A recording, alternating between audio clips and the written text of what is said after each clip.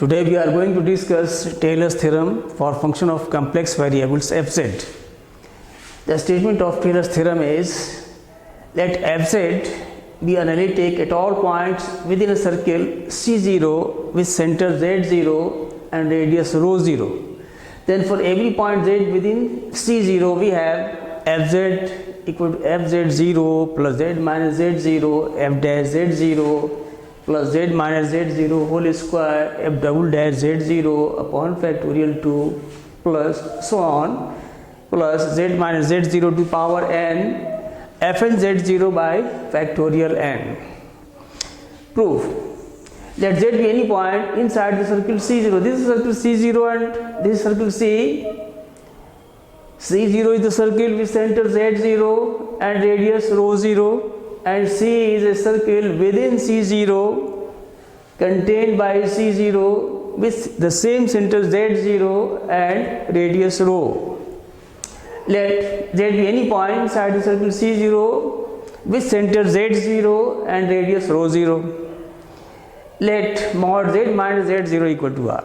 We have just supposed that mod Z minus Z0 equal to R. Let C with a circle with center Z0 and radius rho such that R is strictly less than rho and rho is strictly less than rho 0, so that the point Z lies inside C as shown in the figure. By Cauchy-Taylor formula we have fz equal to 1 upon 2 pi I integral over C f xi upon xi minus z dxi, here xi is the variable, complex variable. Suppose equation number 1. We consider the following identity.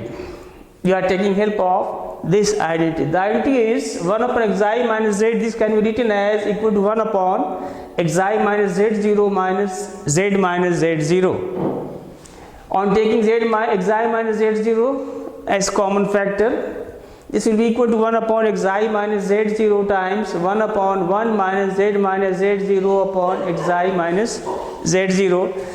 In the form of inverse, this is 1 upon xi minus z0 times 1 minus z minus z0 by xi minus z0 power minus 1.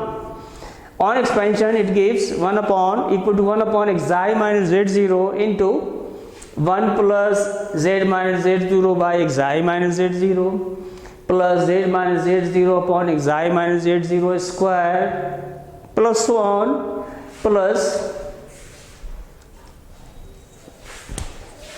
z minus z0 upon xi minus z0 power n minus 1 plus z minus z0 by xi minus z0 to power n into 1 upon 1 minus z minus z0 upon xi minus z0.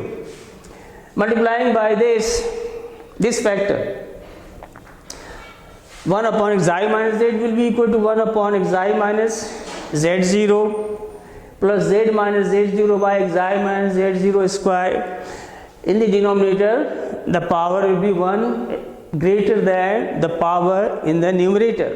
So it is z minus z0 by xi minus z0 square plus z minus z0 square upon xi minus z0 cube and so on plus z minus z0 to power n upon xi minus z0 to power n into 1 upon xi minus z. On taking LCM, xi minus z0 will cancel out with xi minus z0, and this will be simply xi minus z0 minus z plus z0, which will give xi minus z. Suppose it equation number 2. Now we are going to multiply each term into by f xi upon 2 pi I and integrating and using 1. On multiplying the left hand side, it will become 1 upon 2 pi I integral over C f xi upon xi minus z, this expression, and this is equal to fz. So we have fz which is equal to 1 upon 2 pi I integral over C f xi upon xi minus z dxi. This will be equal to the first term on the right hand side.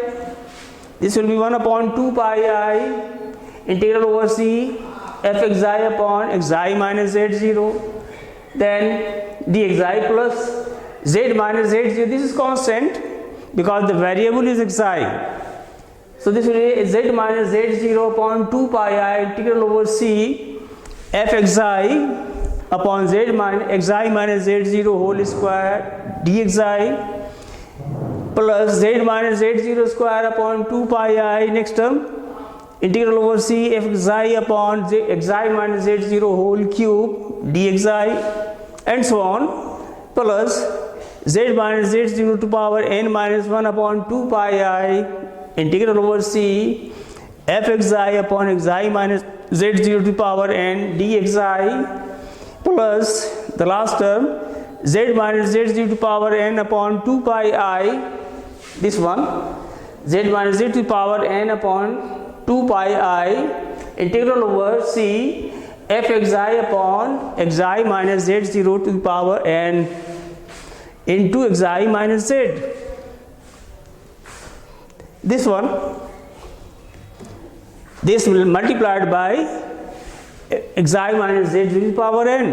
Suppose equation number 3, using Cauchy integral formula and the result on higher order derivatives, we have fz equal to, this will become fz0.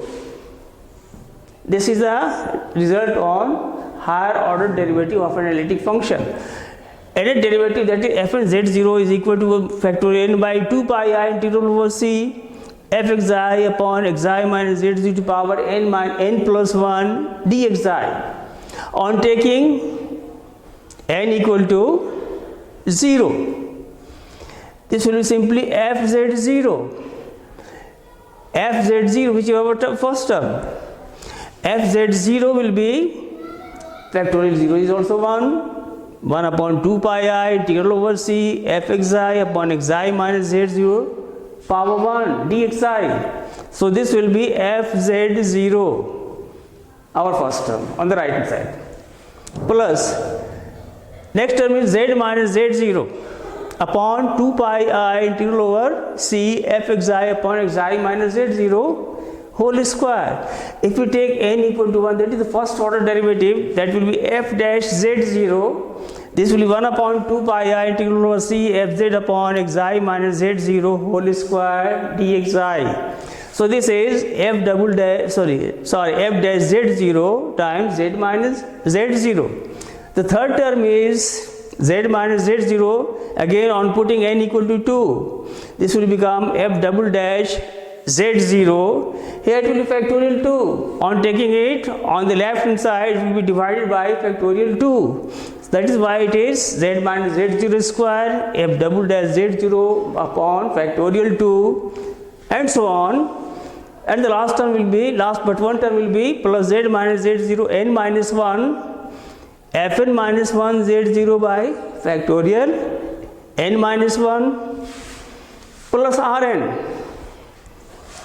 as fn z0 is equal to factorial n by 2 pi I integral over c f(x I) upon x I minus z0 power n plus 1 dx I, where rn, this rn, the last term, is equal to z minus z0 to power n, this one, z minus z0 to power n upon 2 pi I integral over c f(x I) upon x I minus z x I minus z0 to power n dx I. Suppose it equation number 4.